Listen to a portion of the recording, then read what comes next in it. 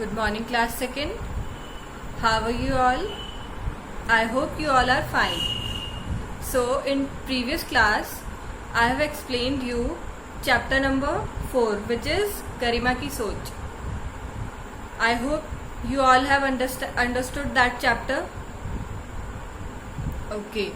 So, in today's class, we will continue with the remaining chapter.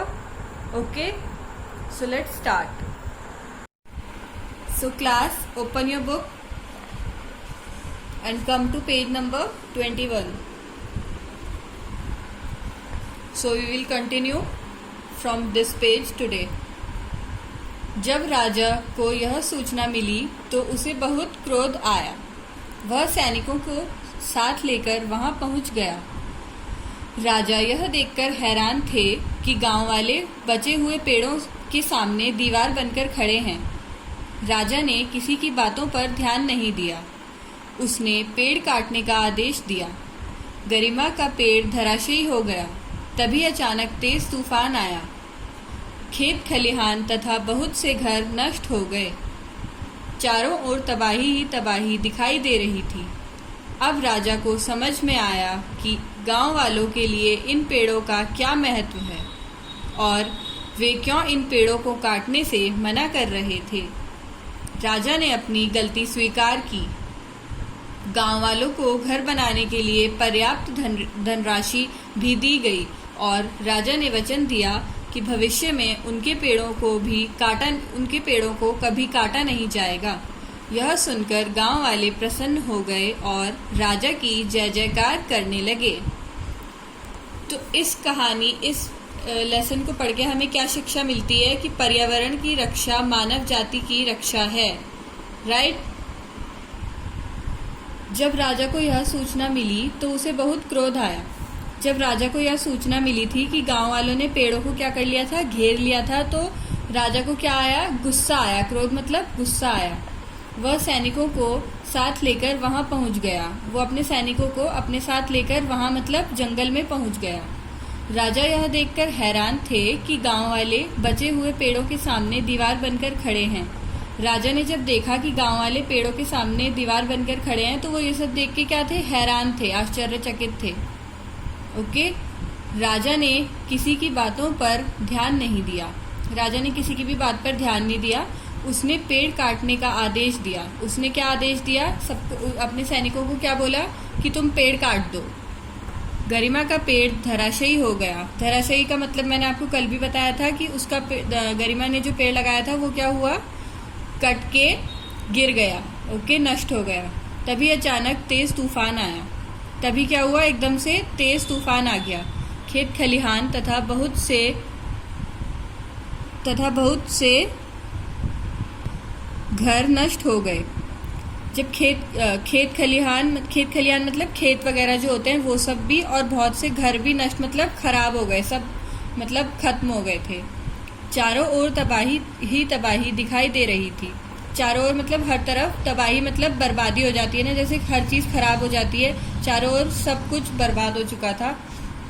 अब राजा को समझ में आया कि गांव वालों के लिए इन पेड़ों का क्या महत्व है।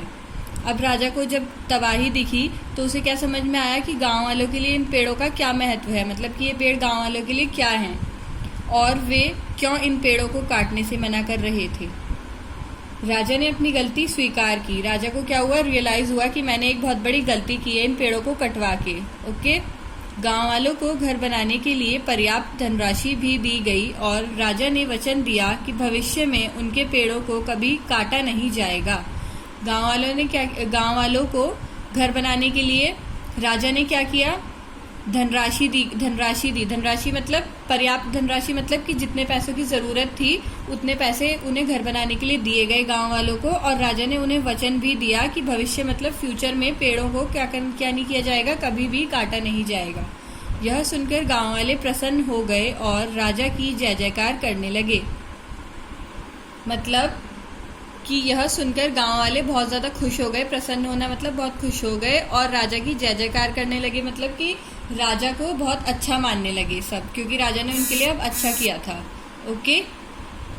जय जयकार मीन्स कि सभी अपने राजा के लिए क्या करने लगे, उसकी काफ़ी तारीफ करने लगे। ओके, अच्छे अच्छे शब्दों का प्रयोग किया उन्होंने। तो इस कहानी से हमें क्या शिक्षा मिलती है? पर्यावरण की रक्षा मानव जाति की रक्षा है। इट मीन्स कि यदि हम पर्यावरण बचाएंगे, पर्यावरण की रक्षा करेंगे, तो कल को वो हमारे लिए ही क्या होगा? मानव जाति के लिए, हम लोगों के लिए, इंसानों के लिए फायदेमंद होगा।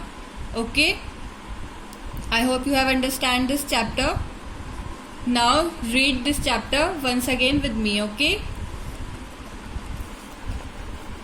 बहुत पुराने समय की बात है।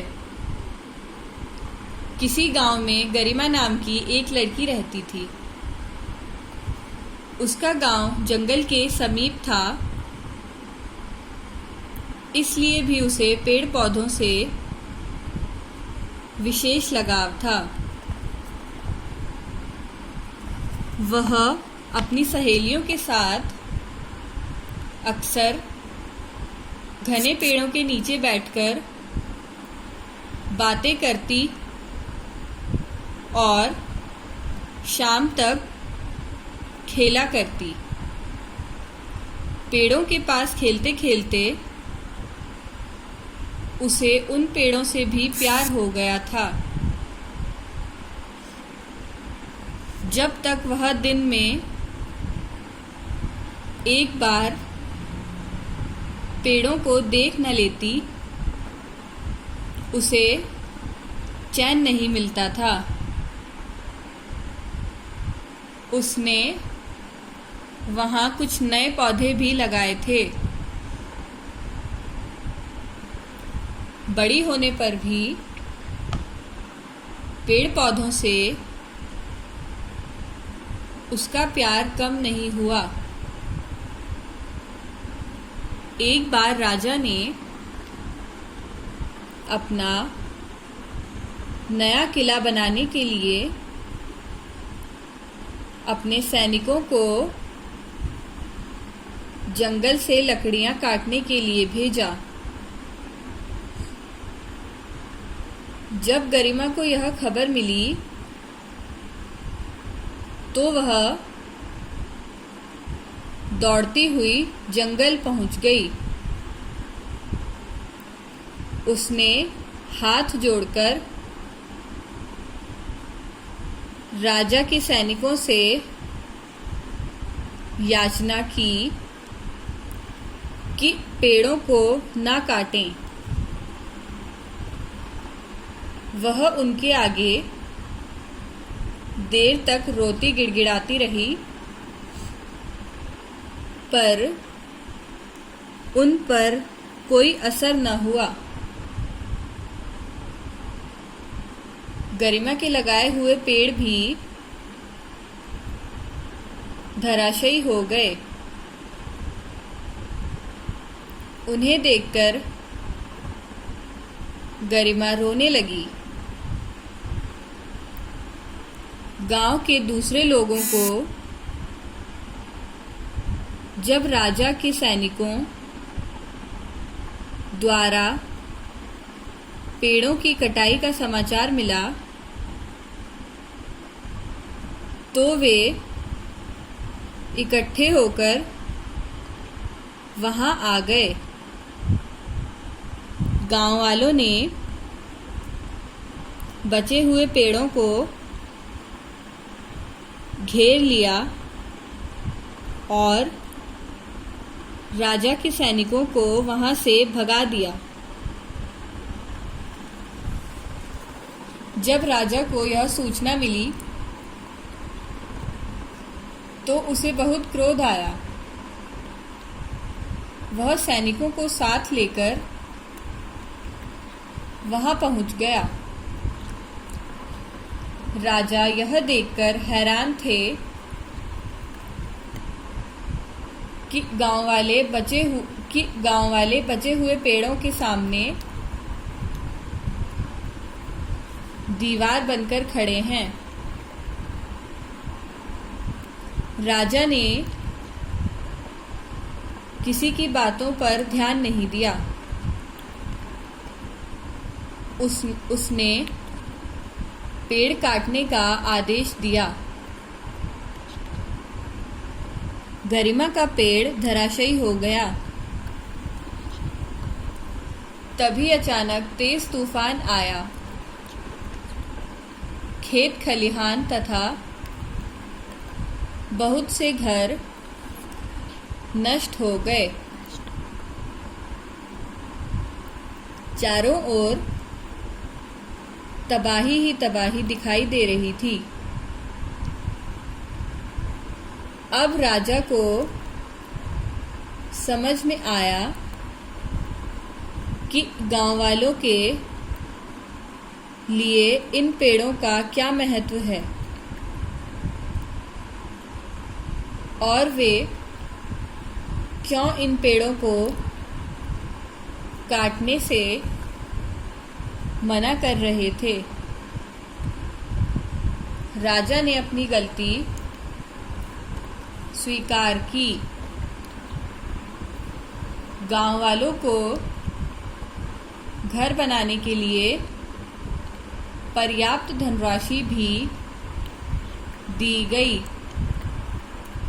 और राजा ने वचन दिया कि भविष्य में उनके पेड़ों को कभी काटा नहीं जाएगा। यह सुनकर गांव वाले प्रसन्न हो गए और राजा की जय जयकार करने लगे। Okay children, I hope you have understand this chapter well. That's all for today's class. Now you have to read this whole chapter and try to understand it at your home. Okay, so that's all for today's class. Thank you children. Bye bye.